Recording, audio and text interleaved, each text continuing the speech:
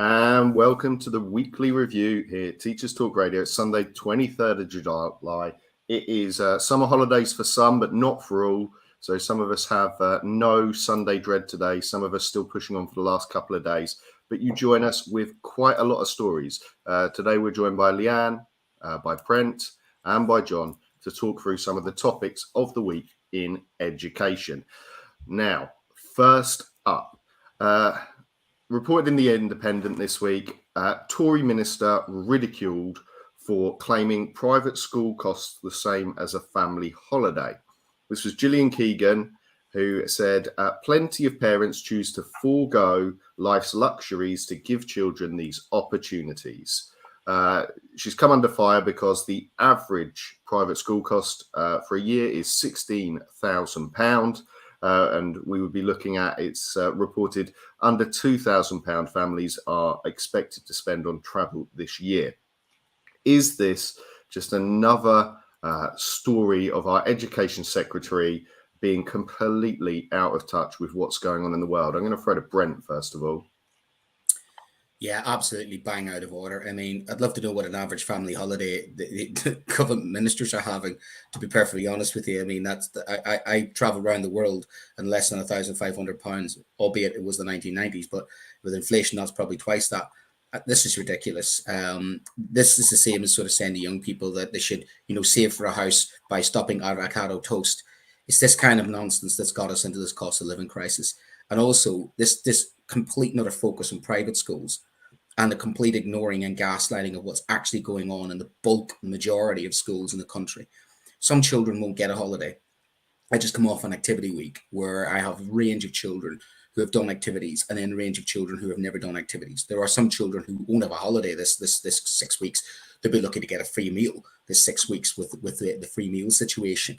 So I think it's completely tone deaf. I think it's in a line I've heard before about people who have struggled to get their children into private education. There is a group of people who do sacrifice at the top of the range Land Rover maybe, or a top of the range car to get their children into a private school.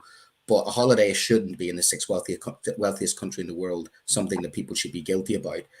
Some of the greatest memories I've had as a family were with holidays. And I grew up in a very, very poor background, but we still had a holiday because that's what we need. People work hard. They should be rewarded for that. So it's completely tone deaf, completely bang out of order, and just shows you again how out of touch with reality our government minister is. And I'm going to throw to John. Do you think, is this tone deaf or is this out of touch?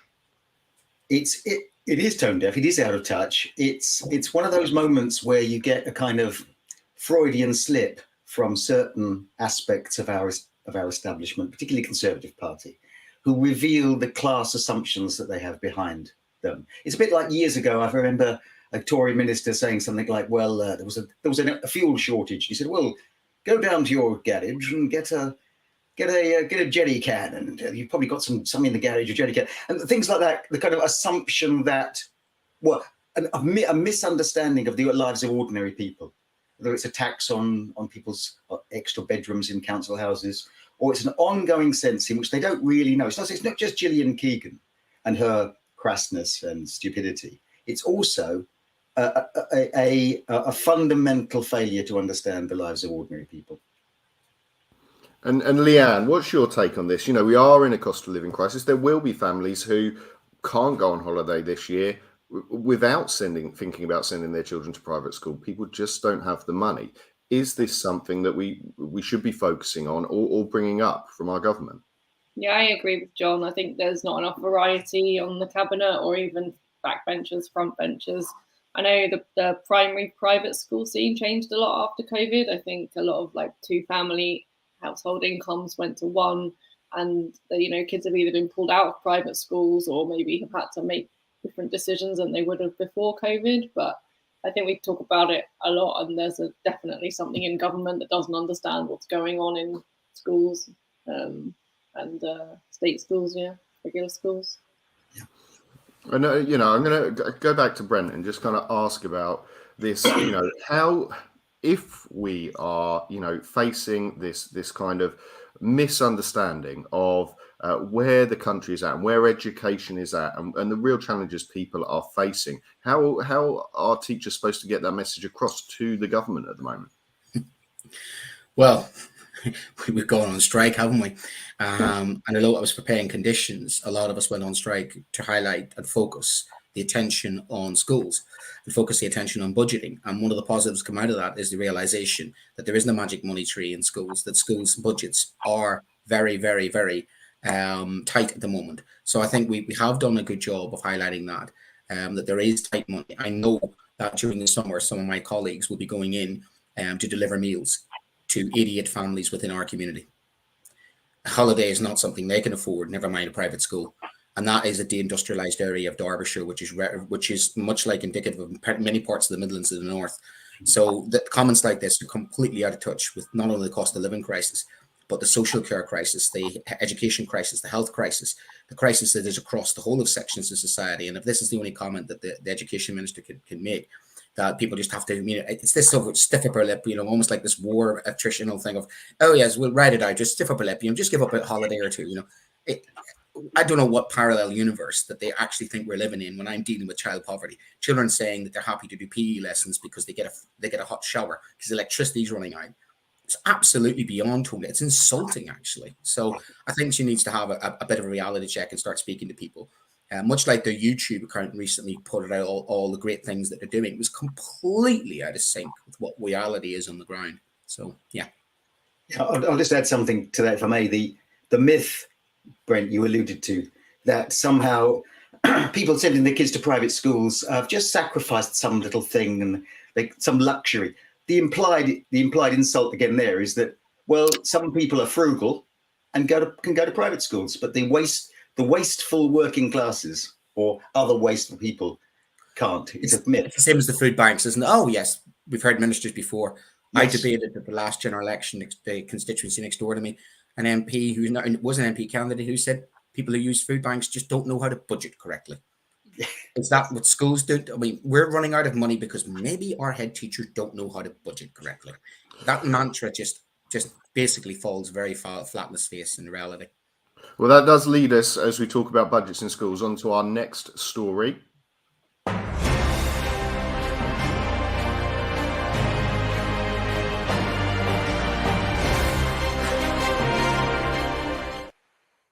Now, this story comes from Schools Week, and it is reported as Heads Sound Alarm as 2024 exam entry fees soar by up to 16.5%. This is a higher than inflation rise. And for one of the larger exam boards, the AQA, it would see them net an extra £4.4 million from the education sector this year. Now, there's probably multiple things to discuss here. For myself, it wasn't something when I was thinking about costs going up. We think about fuel, we think about electricity costs, we think about pay going up. I did not think about this one as being a factor. And I want to go to John first on this one. What is happening with school budgets? I think that's it. How are we going to deal with this? This is a massive increase. Well, yes, there are absolutely. And school budgets, and as Brent was saying earlier, when there's a suggestion that somehow things must be afforded by a more careful use of the budget, they are completely out of touch with the reality of schools. But in what universe did we arrive at a situation where private companies like Pearson and so on, and AQA and so on, and the large multinational publishing companies make a profit and make money out of exams? It's one of those things that sort of sneaked up on you, that the idea that there is a corporation that has a synergy between textbooks, exams, students' needs, and a captive audience. The teachers have to have those textbooks, which are invariably called something like essential guides to this particular exam that your students need, or some title like that. And then the exams themselves, which the schools are mandated to provide. So it's just money being dragged out of the education system by private corporations. It's appalling, really. If students have to do exams, it shouldn't be in the hands of private companies. Now, I'm going to go to Leanne, because this one does strike as unfair, as sort of John said there. Children have to sit GCSEs. You know, much like we have to have the heating on, we have to have the lights on. There are some things that schools don't really have a choice in paying for, and it would be hard pressed for a head teacher to turn around and say, actually, we're not entering for children for GCSEs this year because the cost is too high. Should the funding formula be adjusted to meet the needs of things that actually are essential for a school, as opposed to blaming it on the budgeting of schools and head teachers? I think I wanted to pull out one quote, which is not so much about the money, but more so what it says. We cannot understand why there is such variation between different exam boards and subjects. And I feel like as schools and as teachers, we're required to comply so much with what the government want, with what Ofsted want to see. And then these outside companies come along in high school and in primary school and seem to almost take advantage of the fact that, like you say, Nathan, that we need them to do our jobs. Some of them we need to do our jobs. And that kind of stuck out for me. Mm. Yeah, certainly. I'm going to throw to Brent. There are probably a number of things that people, myself included, haven't even thought about the price of them going up. If the cost of our register systems like SIMS goes up, there are things that we pay for that we don't even think about paying for. And exams was one for me that I thought was, whether it was inflation proof or whatever reason, we know there's been problems with some of the exam boards getting markers, and okay, maybe they do need to pay a bit more to have the exams marked. But where is this money going to come from? Well, this is the thing. The government says they're giving a record amount of funding to schools, which is completely duplicitous, because schools are paying out a lot more money to private enterprise because things used to be provided for schools by central government, like examinations. We have marketized education now, and schools are at the mercy of the free market when it comes to supply teaching, while they're making an absolute killing.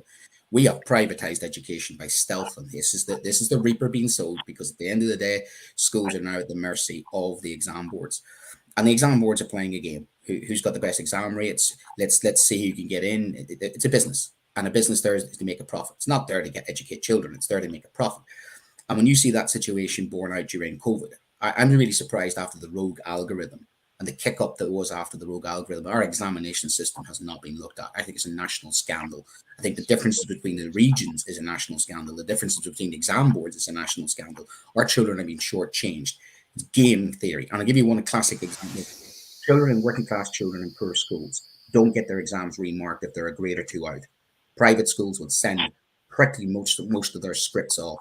And we've seen massive variations in some subjects, in particular history last year. We even have, the situation, some exams are still not marked at the moment.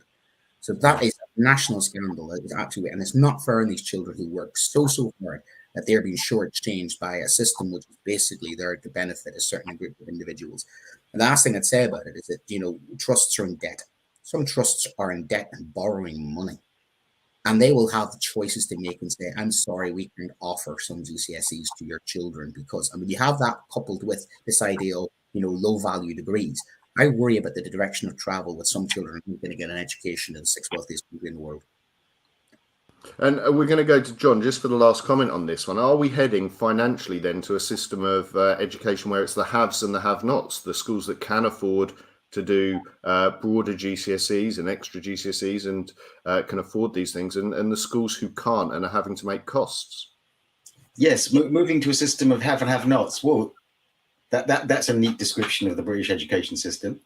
We've already got that right now. As Brent said, during COVID, it was like that scene in Casablanca where he said, I'm shocked to see this gambling going on. I'm shocked to see that the exam system is so chronically unfair and favors certain privileged parts of our education system, that private schools do better. I'm shocked. But it's always there. That's what we've got. You've got massive inequality, unfairness embedded deeply within our system. It goes back to our previous question about the class assumptions that underpin a lot of things. Well, it's unfair. It's unfair. Exams expose that. And the simple, it's little better than a scam, which is the way schools are exploited through the books they have to buy, the exams they have to deliver, and the board and the companies that make money out of it. It's a little better than a scam.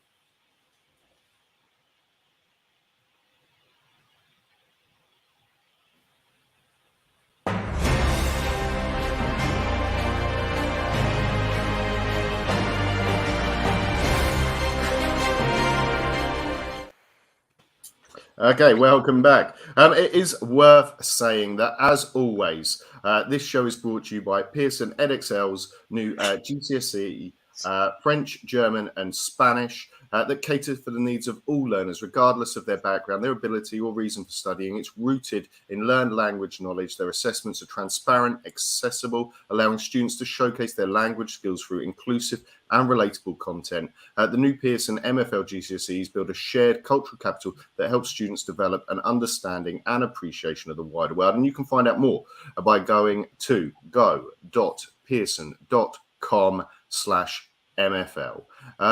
Our final story then is about behaviour.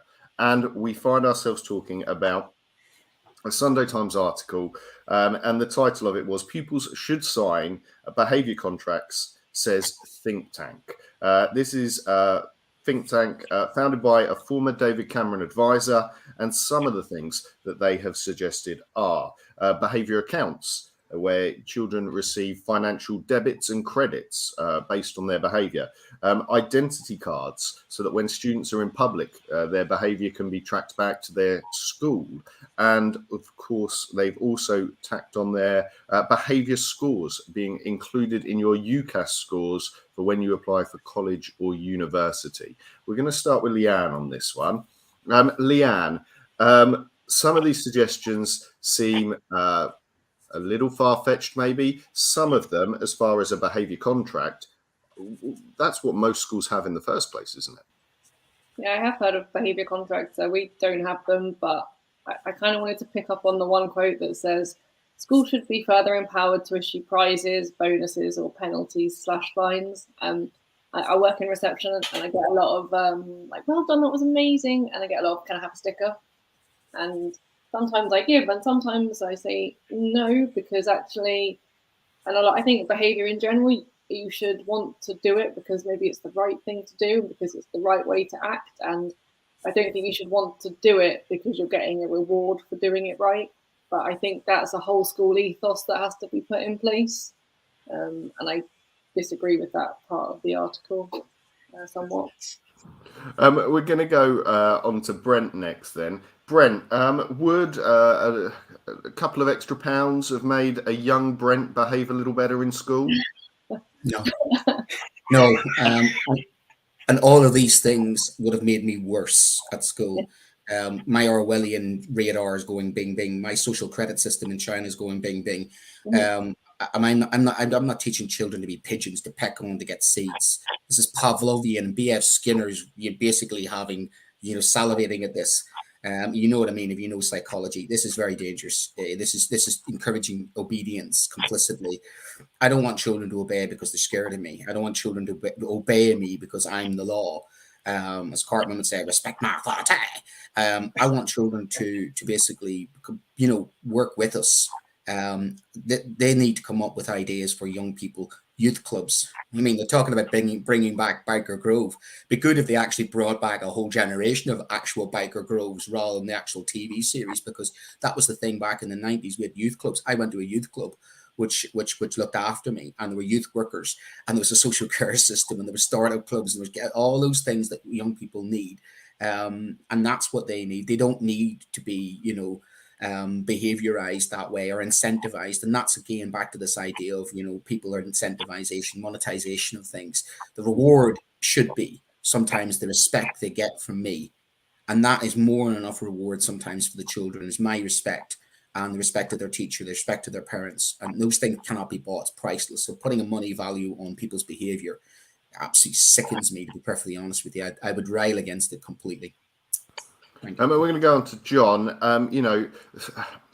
Behaviour going on your permanent record as a 12 or 13-year-old. How does that sit with you? Well, where to start? I mean, not only is it a failure to understand students, and it's based upon fear and a simplistic understanding of what motivates them. So yeah, it's obviously a big stick and fear. It's also it's another example of the way in which schools will reflect the kind of things that are wrong with society. You'll get them. They're a good barometer. How you treat children, what you say about children, whether you're afraid of them.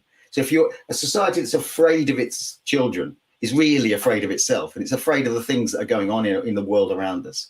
So They become simply a kind of metaphor for things we're really afraid of. Lack of control. As we can't control the world, can't control the economy, can't control all sorts of things in the world. So we can at least control children. Put them in uniforms, discipline them. We need schools which make them walk one side of the corridor this way, one side of the corridor that way. And that's the way it was when we were young, and so on. It's a kind of populist nonsense, and based upon fear and spite, and besides, absolutely, not only is it 1984 and Orwellian and so on, it's kind of Foucauldian. It's the panopticon. It's the watching society, watching young people, and if we could only control them, then we would get a better world. It's madness. And I'm going to go to Leanne now. Like, people could argue that young people are facing we are facing a crisis at the moment. And it was reported in another news article that Manchester this week, as the schools broke up, hundreds of young people descended on the city centre, and there were arrests for antisocial behaviour. If not a big stick, then where are we to go? Well, we have to teach values, I think. And maybe you don't need a behavior contract. Maybe you need like a values and ethos contract, and it has to be from the parent-teacher relationship, and it has to come from the government, it has to come from Ofsted, that values are expectations that have to be instilled in school. And I think a lot of talk is about money in education. Yes, it's important, but there are also, I think, like I say, values have to be instilled. How do we teach those into children? I don't think giving a sticker teaches a value. I think it teaches, I don't know, business management or purchasing power. I don't know, but it doesn't teach values. It teaches them it teaches students what they are, objects. Yeah. To be controlled. It dehumanizes them. Yeah, it's a transaction. Transactions don't teach values and ethos and morals. Yeah, I think that's missing in education sometimes. Absolutely. Consequences. Yeah, that's it. Consistency and consequences. I mean, young Brent knew there were consequences because young Brent had to face his mother and grandmother. And when Brent did something wrong, and let me tell you, the 4'11" mother and grandmother, I was more afraid of them than was the police, to be perfectly honest with you. Yeah. So it's things like that. It has to come back to the home, doesn't it? Yeah, it's the wrong word. I think, like you say, Brent, not sanctions, maybe consequences, sanctions, not stickers, ethos and morals. It's being spoken about in the wrong way. Brent, on this then, it suggests one of the comments is identity cards in public. We've talked about the civil disturbances in Manchester. Is this another thing being put on schools to fix then? Young people in the community are causing problems, so let's give them identity cards so the schools can deal with those problems. Sorry, I lived in a police state, and I resented my ID being stopped and searched. We have a situation at the moment where we have an uneven identity cards could be used against some individuals. I worry about identity cards. I really do. And I have lived experience of abusive power when it comes to identity cards. So I would walk from teaching.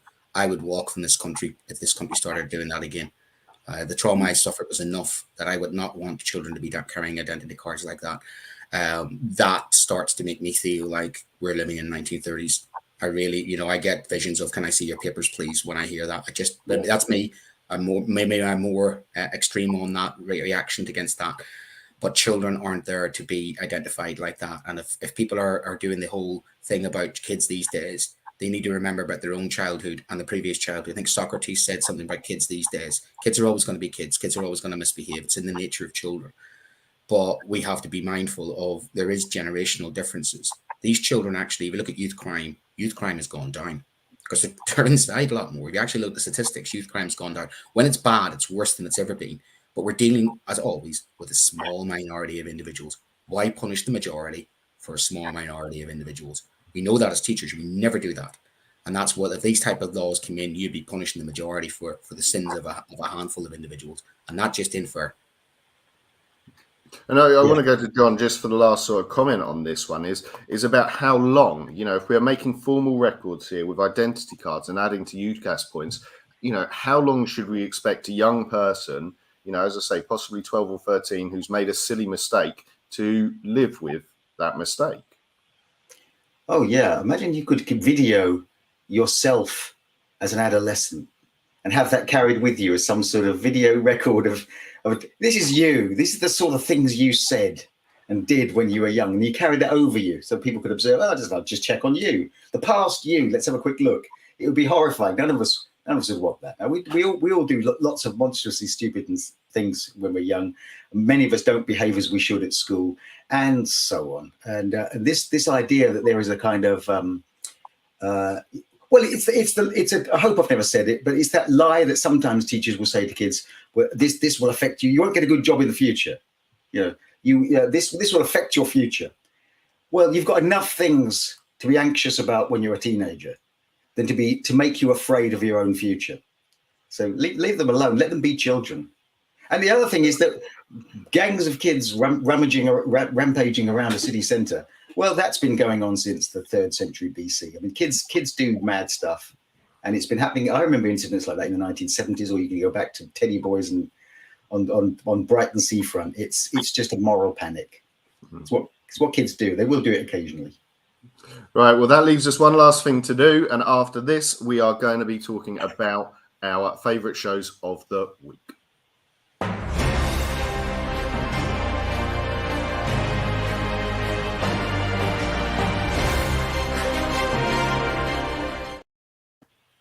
Okay, and so we're going to start with Leanne on this one. Your favourite show from the week on Teachers Talk Radio?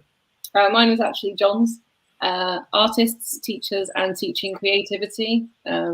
We had Professor Tom Dobson on, who has done research on teaching creativity. And I always thought in my skit I was taught how to teach the subjects, but you're never really taught how to be creative. And maybe they just assume teachers are creative, but maybe all aren't. And so yeah, creativity is right up my alley. Anything to do with it is on my radar. Fantastic. Well done, John. Well, in that case, we'll go to John next. And who did you choose? Well, this is going to look a bit, Brent. Yeah, I really like Brent. I really liked your show. Not only is it, do you have the sort of Brent's dulcet tones and accent, which I don't know why. It's one of those things you can just listen to. I just thought, yes. It Now you know how my kids feel. There is wisdom there.